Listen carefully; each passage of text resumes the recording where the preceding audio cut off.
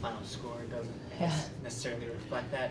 What are you seeing out there? I mean, 45 shots on goal. What are you seeing with the process? Yeah, I mean, I think in order to get that amount of shots, you're doing some things right on the ice, and you know, Osborne is obviously a great goaltender, and we couldn't seem to get one by her. It seems like every game there's a couple of posts, a couple of empty nets, a couple of pucks that just trickle by, and I think, you know, that was a part of the tale tonight as well. So, you know, really like the direction that we're heading in terms of what we're able to create, but there is still a part missing that we need to be able to finish. So I know there was a lot of talk, especially at the end of December, about some of the tough travel schedule and the Team Canada players coming back and then the takeover tour. Having the 5 days off, did you feel like the product looked different in any way? Is it more energized, rejuvenated, anything like that? yeah, I thought we had a really energized group tonight. I saw a lot of really great things that we like to see on a daily basis from the group. You know, I think just it's a matter of sticking with it for 60 minutes of, you know, when things aren't going in, how do we continue to press forward with the same game plan, executing how we want to play in the O-zone, and maybe put a couple by Osborne. So, you know, even with the called back goal on Pooh, and then, you know, Abby's third goal there that went in on the 6-on-5, like, you know, we got to the middle of the ice, we got some sticks on pucks, and we got some good bounces. So, you know, when you say it like that, it seems like hockey's very simple, but it's when you have two goalies and goalies are good, it's that's sports. Can you talk about the 6-on-5 specifically, because you did score on it, but also did a really good job, honestly, of preventing the empty net goal. How does your team approach that? Yeah, we have a lot of practice on it the past 3 games, so that helps a little bit.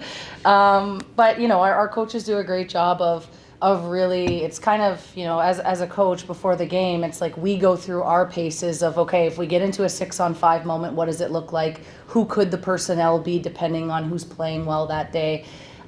We really approach it the same every single game, and I think paying that attention to detail with it, whether we're going to be on the 6-on-5 or not, or whether I prepare the 5-on-6, so I prepare for that as well, whether we're going to be on it or not. And I think just having that mindset of being prepared. But we've got a great team, and the players are desperate. They're desperate to score. They want to score, and they have a lot of pride in not allowing the other team to put a puck in the empty net. So I think that it's just a combination of the preparation and then the grit and determination from this group to want to almost not let the opposition out of their zone.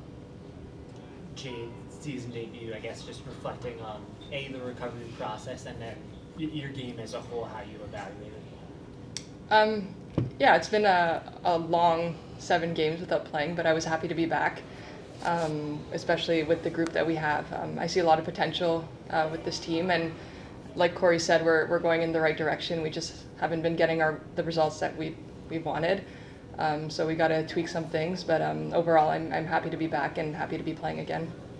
For both you and Abby, I know, I guess maybe the final score isn't what you wanted, but to get the tribute videos since you first came back at the Prudential Center, can you talk a little bit about what that whole experience was like? Yeah, it was special. I'm not gonna lie, I got a little emotional when I saw it. You know, I was part of the Sirens for 2 years, and I have nothing but gratitude for the organization and the fans. So it was definitely really special and something that I'll hold on to for a long time. Yeah, I mean, it's always great to see friends and teammates. I mean, a lot of them you become kind of like a family with, so to see them, and also just in warm-up seeing all the signs for us and people who came down to our end of the ice just to say hi or pay homage to our first time back, it was really special, and I do appreciate a lot from the fans and from the Sirens for giving us that tribute. Abby, it felt like this game ended up being very physical. I think all throughout you guys ended up with over 20 hits. Was that something you were expecting? Was that a point of emphasis coming into this game, or do you think that was just game flow? I think that's a point of emphasis for us for every game. We want to play more physical, and I think when you can play more physical, you can get teams on their heels, you can get girls scared, and I think they do have a bit of a smaller team, a bit of a more skilled team in that way. So if you can play physical, that does prevent a lot of chances against. So just trying to make sure that when I'm out there, if I see a hit, I can make it. Corey, one last question for you. You and the team will be coming down to my neck of the woods, Washington, D.C. in a couple weeks, so looking forward to having you. It'll be a rematch of this matchup, and it seems like the first game 4-0, this one a closer contest. What's got to change, or what's the mentality going to be when we see New York again? What is going to be probably a great sold-out crowd down in D.C. Yeah, I think that during the game, we saw a lot of opportunities, I would say, almost slip away.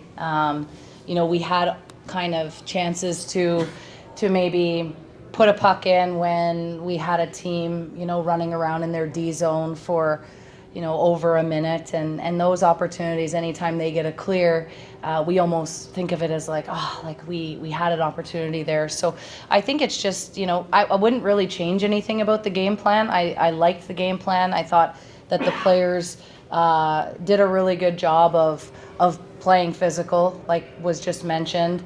We wanted to put more pucks to the net. I think we could have had a more net front presence for sure. All the goalies in the league are amazing. So in order for us to score, we have to take their eyes away. And, so that's an area I think we have to look at to upgrade. And, with 45 shots, you would hope you score more. But And then it's got to say a lot too, I'm sure, to see the kind of fight that you get at the end of the game with that 6-on-5. Obviously, it was on the ice there. It was, I think it was now as well. yeah. It must mean something to you as a coach, seeing that they're still able to put that kind of effort out, even coming from behind, knowing that it's been a tough game in which you in theory dominated and Yeah. could have came away with something better. Yeah, I don't love 6-on-5 because it means we're losing. So I would prefer not to be in those positions. However, I will say that, the amount of effort that this group puts in when our goalie has been pulled is amazing to see. And, they were rewarded tonight with a goal for. And, had we not given up, I think the Sirens might have only had 2 shots at that point when we gave up the second goal for to make it 4-2. So, had we not given that up, I mean, we would probably be in overtime or a shootout right now. So, coulda, woulda, shoulda. But, these girls, they want to score. It's not going in for them right now. I also see that. I understand that. And it's annoying. But, we're working through it together. And that's what was kind of said in the room after the game is like, we're in it together. It's the coaching staff with the players. They're the ones playing. If they see something that, hey, might work a little bit better, or hey, we could add this to our game plan, we're all ears, like they are. I think there's mutual respect both ways for that. So very lucky with this group.